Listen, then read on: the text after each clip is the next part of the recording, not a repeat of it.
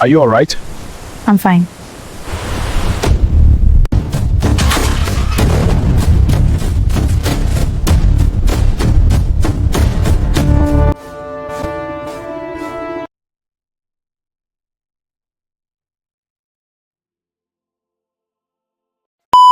She was standing in the freezing rain with nothing but a soaked backpack and a heart full of questions no child should ever have to ask. The door behind her had just slammed shut, and the woman on the other side, the woman who was supposed to love her, had just told her she was no longer welcome, that she never belonged there, that she never had. A car rolled slowly past, its headlights cutting through the dark. It slowed. Then it stopped. And in that one moment, one ordinary Tuesday night, two broken lives were about to collide in the most extraordinary way. This is not just a story about kindness. This is a story about truth, about what happens when the secrets we bury refuse to stay dead, and about the kind of love that doesn't ask for anything in return. Stay with us, because what you are about to hear will stay with you long after this video ends. Before we dive deeper, let us know in the comments where you are watching from. We'd love to hear from you. And if you are new here, click the subscribe button so you never miss any of our upcoming videos. Her name was Amina. She had turned 16 just 3 weeks before that night. There had been no cake, no candles, no singing. Her stepmother, a sharp-tongued woman named Gloria, had handed her an extra pile of laundry and reminded her that the dishes from the night before were still not properly done. Amina had smiled anyway, the way she always did, quietly, gently, without complaint. That was who she was, the girl who smiled in the dark. Her mother, Rose, had died when Amina was 9, a sudden illness that moved too fast for doctors to catch. Rose had been warm and luminous, the kind of woman who hummed while she cooked and told stories that made the world feel bigger and safer than it actually was. When she died, she took something irreplaceable with her, something Amina spent years trying to find in the faces of strangers, in the pages of library books, in the quiet moments before sleep when she still half expected to hear her mother's voice in the next room. Her father, a quiet and exhausted man named Bernard, had remarried 2 years after Rose's death. He had meant well. He always meant well. But meaning well and doing well are two very different things, and Bernard's new marriage slowly swallowed him whole. Gloria was not a cruel woman by nature, but she was a selfish one, and selfishness left unchecked can do just as much damage. By the time Amina was 12, she was cooking dinner 3 nights a week. By 13, she was responsible for her younger step-siblings every Saturday. By 14, she had stopped expecting anyone to ask how her day was. And by 15, she had become invisible. Not in the way that hurts, but in the way that simply is. Like furniture, like the sound of the refrigerator humming at night. She bore it all with a kind of quiet grace that was both admirable and heartbreaking. She studied hard, kept her grades up, read every book she could find, and told herself that one day things would be different.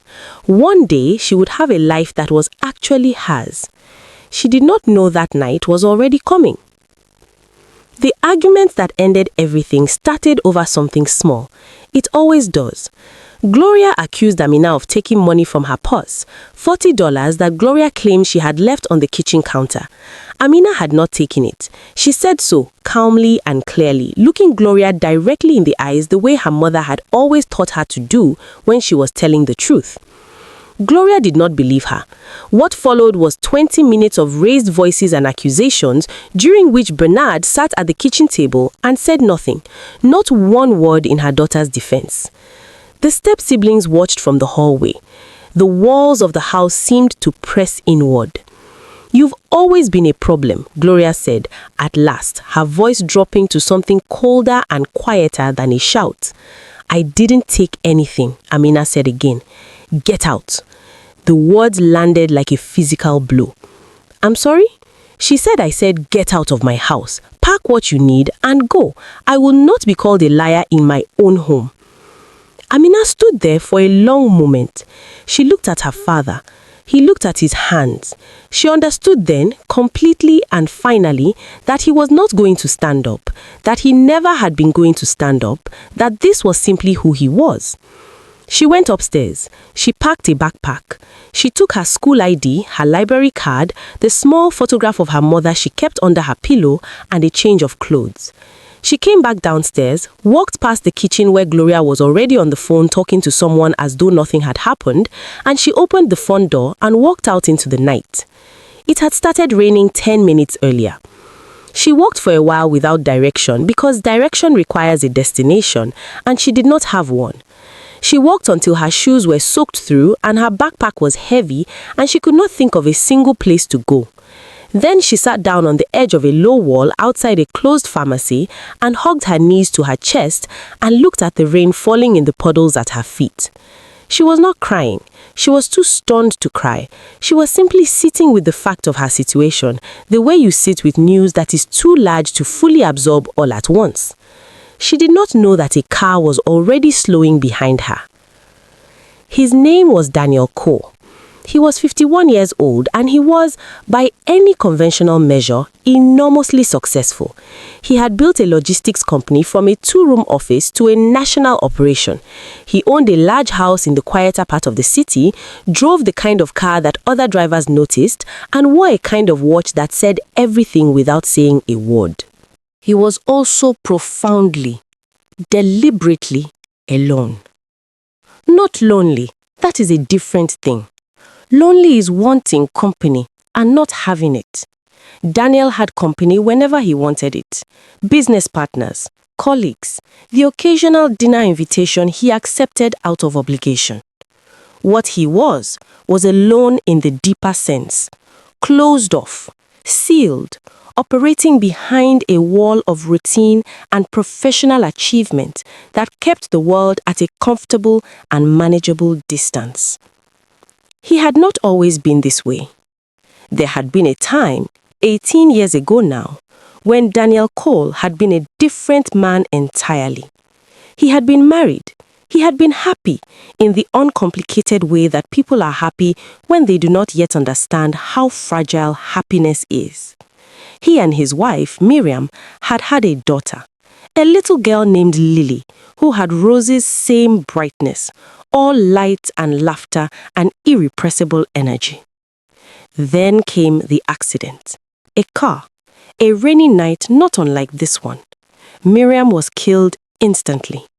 Lily was not in the car. She had been with Miriam's sister that day.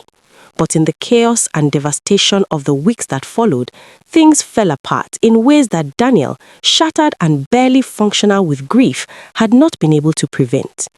Miriam's family had taken Lily while Daniel was still in hospital. There had been legal proceedings.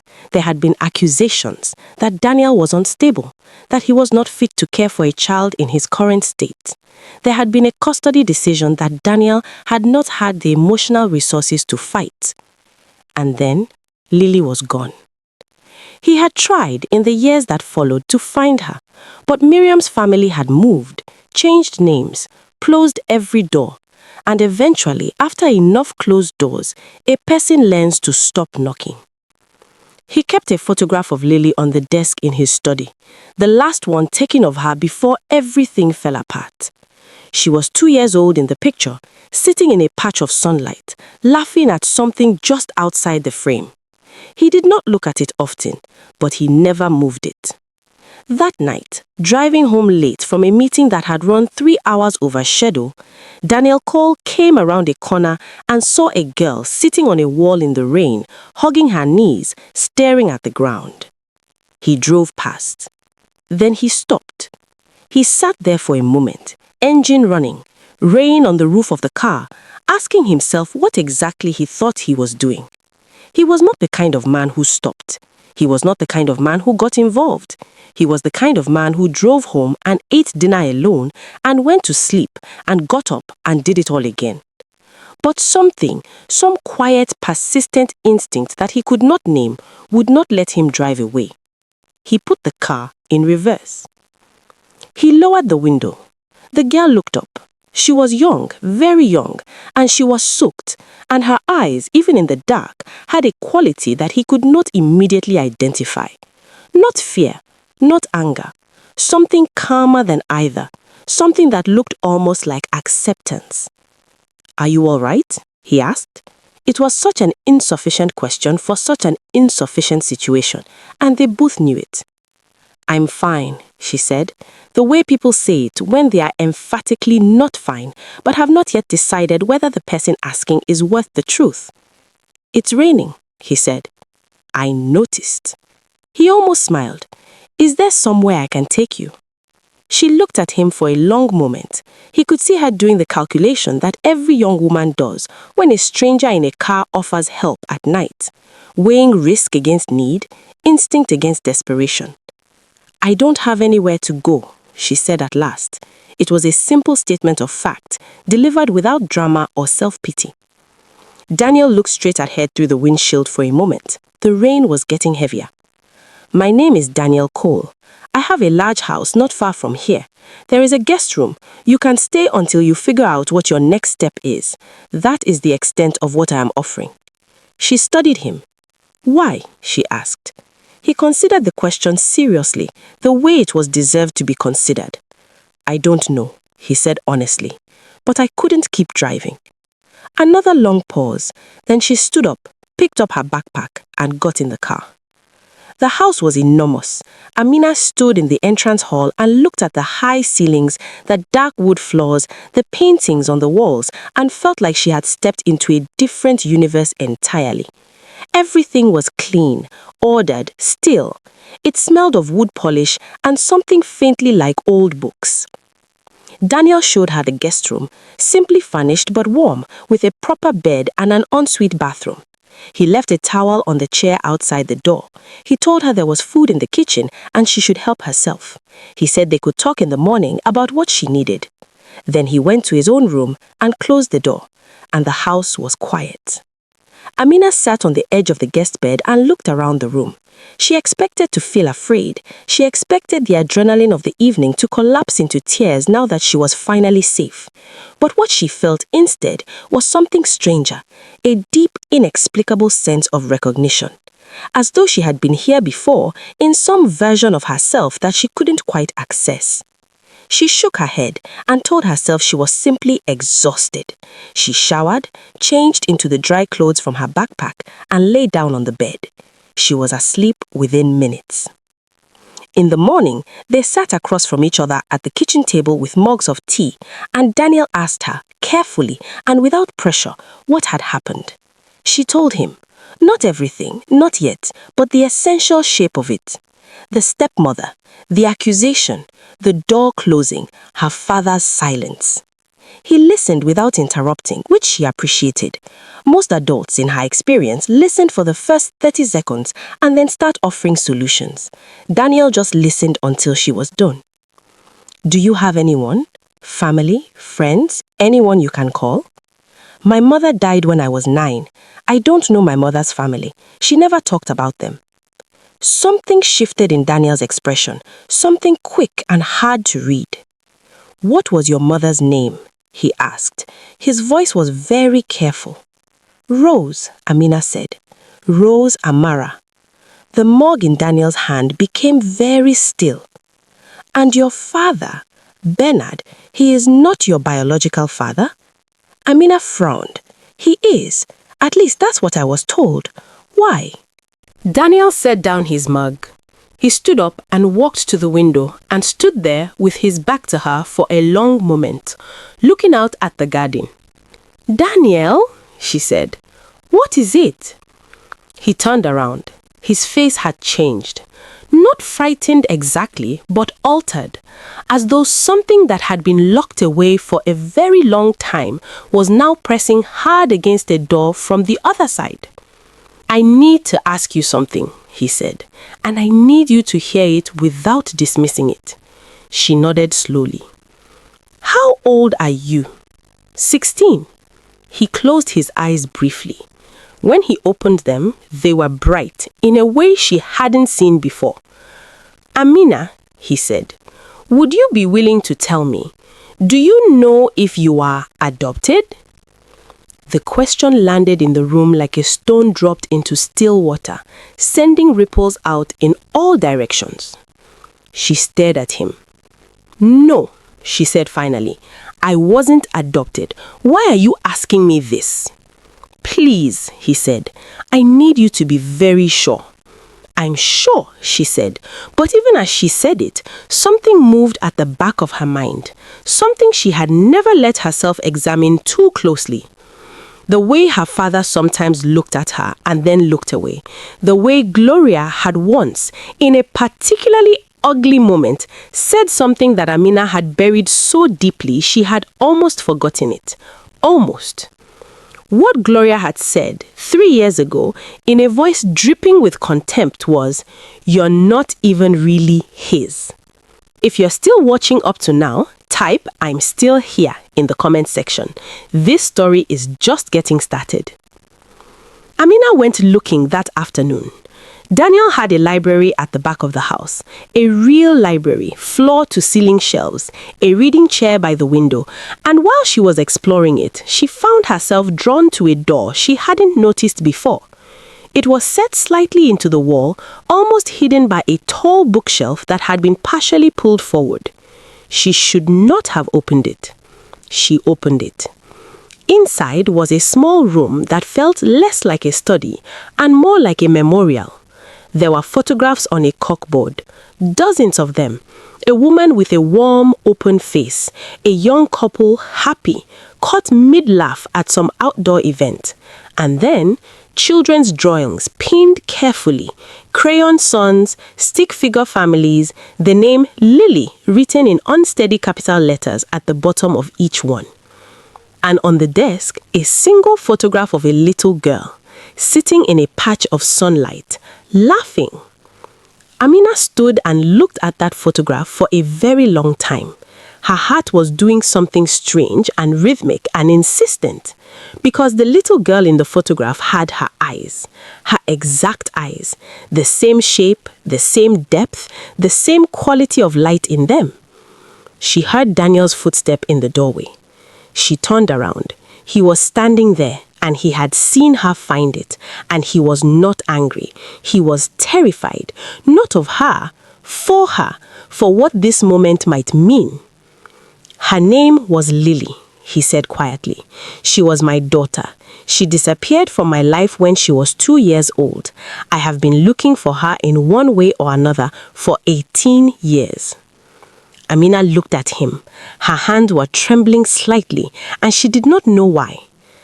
I look like her, she said. It was not a question. You look like her mother. You look like Miriam Rose. Miriam Rose Cole. She went by Rose. She was Ghanaian British. Her family called her Rose from childhood. The world lurched sideways. Amina sat down on the floor right there because her legs had simply stopped working. She sat cross-legged on the rug and looked at the photograph and breathed in and out, trying to find the edges of something that had suddenly become edgeless. Daniel sat down across from her, on the floor in his expensive suit, and waited. I need you to help me understand, she said at last, her voice very small and very steady. Not a lie, he said gently. A secret. Those are different things. Tell me everything. He told her. He told her about Miriam, brilliant and funny and full of life, about their wedding, small and happy, about Lily, born on a Tuesday morning, perfect and loud and immediately beloved, about the accident, the wet road, the other driver who ran the light, the moment everything shattered. He told her about the weeks that followed, when grief had nearly swallowed him alive, about Miriam's sister Patricia, who had taken Lily while Daniel was in hospital and subsequently refused to return her, about the court proceedings that Daniel, medicated and barely coherent with loss, had been unable to fight effectively, about the ruling that gave temporary custody to Patricia on grounds of Daniel's instability, with review scheduled for 6 months later. He told her that by the time he had recovered enough to fight back, Patricia had vanished, changed cities, changed Lily's surname through an informal arrangement with an sympathetic acquaintance. And somewhere along the line, in the chaos of a family in crisis, a little girl named Lily Cole had become a little girl named Amina Amara, raised by people who, for their own complicated reasons, had never told her the truth. Patricia, Amina said slowly, my mother's sister. She used to visit sometimes when I was very young.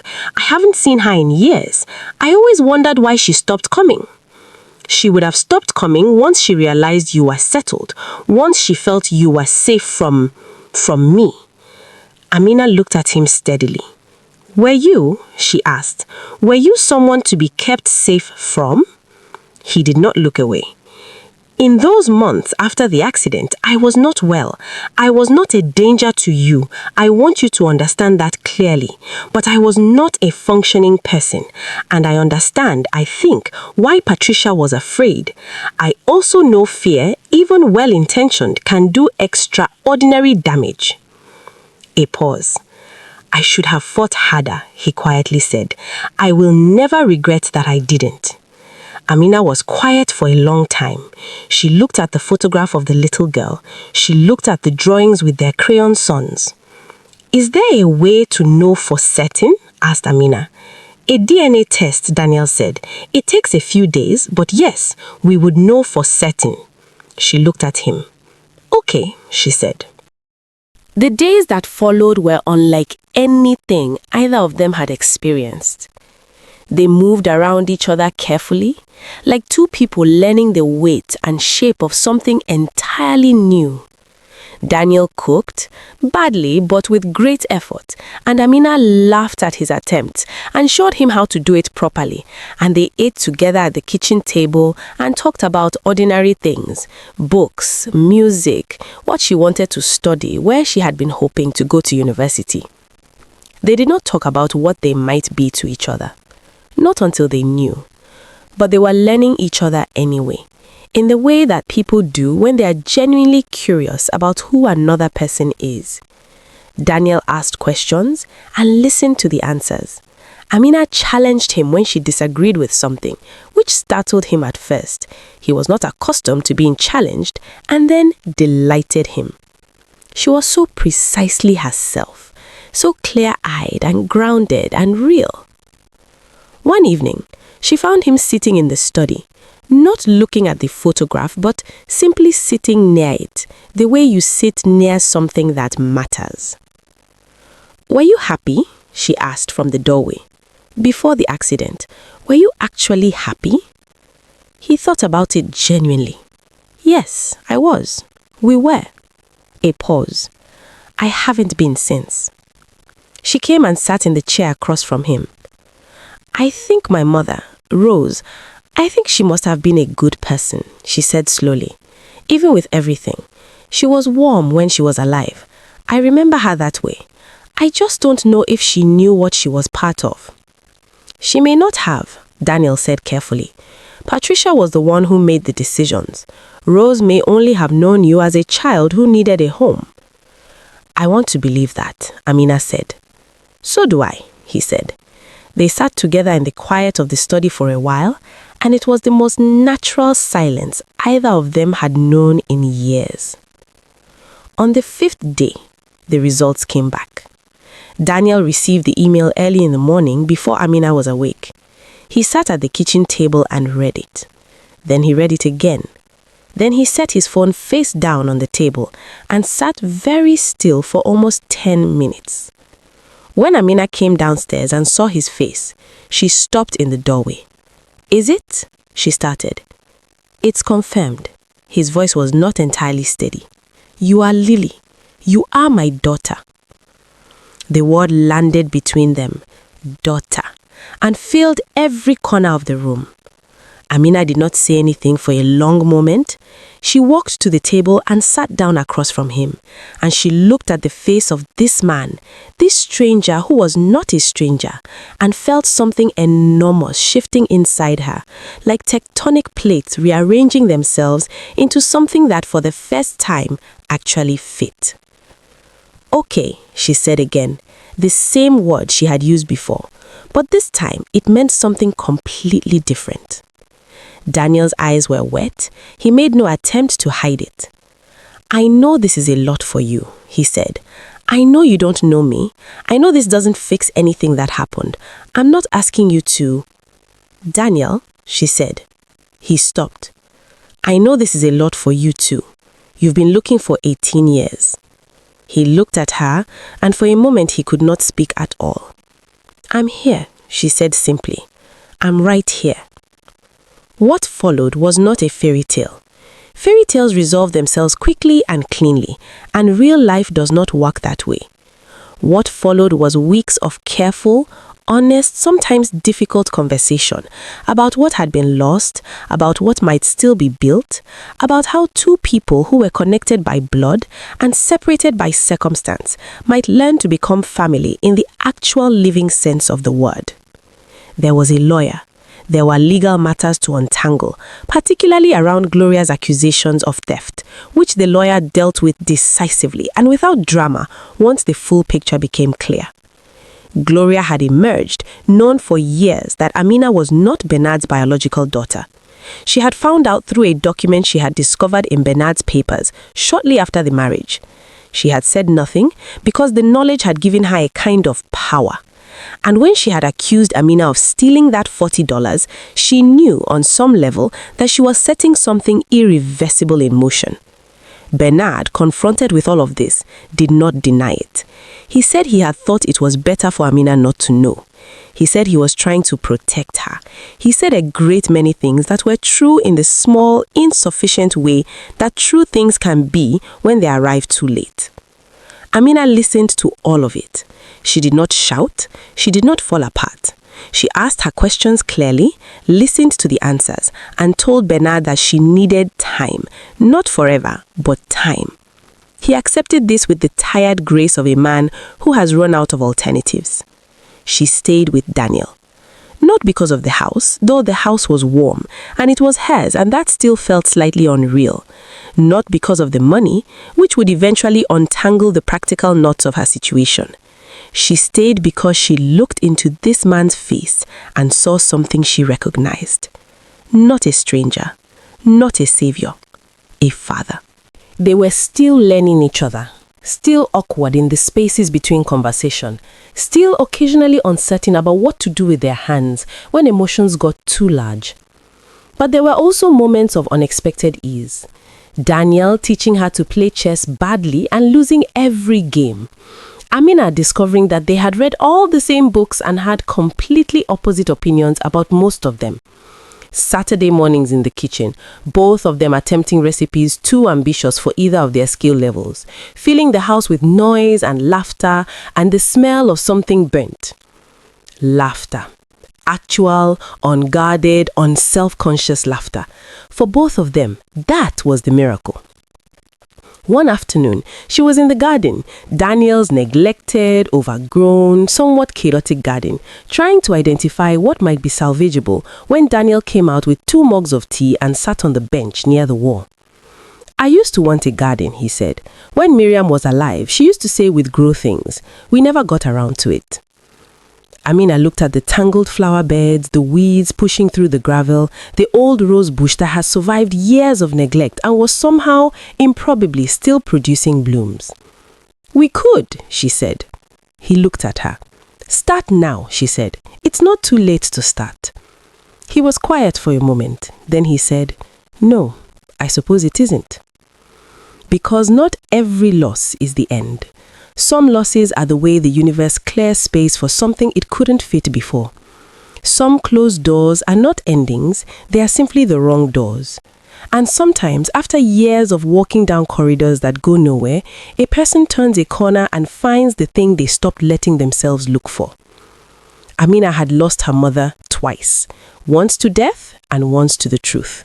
She had lost the only family she had known, which was never really hers to begin with. She had stood in the rain with nothing but a wet backpack and a 16-year-old exhausted, stubborn, irrepressible hope. And the universe, which does not always reward hope, but sometimes, just sometimes, does something extraordinary with it, had sent a car around a corner and a man who couldn't keep driving. She was home. Not in the way that home is a place, though the place was real and warm and hers, but in the way that home is a feeling. Recognized, held, seen. The way a person feels when someone finally looks at them and understands, without needing to be told, exactly who they are. She was Amina. She was Lily. She was both, and she was figuring out how to be the whole of herself, and that was going to take time, and that was completely all right, because she had time now. She had a father who was not going anywhere. And in the garden, the rosebush, stubborn, undefeated, improbably alive after years of being overlooked, put out one last bloom in the October cold and turned its face toward the light. What would you have done in her place? Would you have gotten in the car? Would you have trusted a stranger? Or would the risk have been too great? Let us know in the comments. And if this story moved you, if it made you feel something real, please like this video. It helps more people find stories like this one. And subscribe to our channel so you never miss what we share next. Because next time we are going to tell you the story of a man who ignored a warning that could have changed everything, and what happened when the thing he refused to see finally caught up with him. Some stories entertain you. We want to tell you the ones that stay with you. Subscribe, like, share, and we'll see you in the next one.